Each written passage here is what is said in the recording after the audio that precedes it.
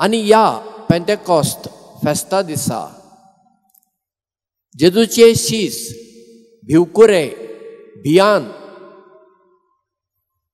एका कुडांत लिपोन बसलेले आनी तेन्ना तांचेर पवित्र आत्मो देंवता आनी ते नवे मनीस जातात आनी ते त्या कुडांतले भायर येतात आनी जेजूची बरी खबर आरामायक भाशेन लोकांक परगडतात.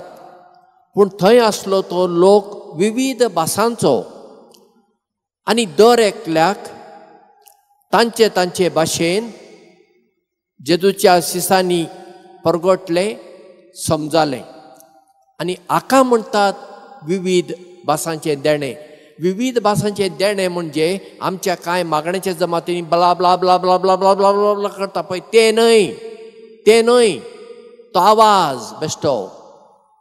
विविध भासांचे देणे म्हणजे हांव हांगा कोंकणी भाशेन उलयतां आनी हांगा तामीळ मनीस आसा ताका तामीळ भाशेन समजता, मल्याळी मनीस आसा ताका मल्याळम भाशेन समजता, बंगाळी मनीस आसा ताका बांगला भाशेन समजता, काश्मीरी मनीस आसा ताका काश्मीरी भाशेन समजता. ते विविध भासांचे देणे.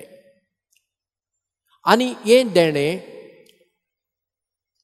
देव थोड्यांक फावो करता आनी केन्ना केन्ना त्या काळा पुरते मात दिता. असलो अनुभव म्हाकाय आयलो.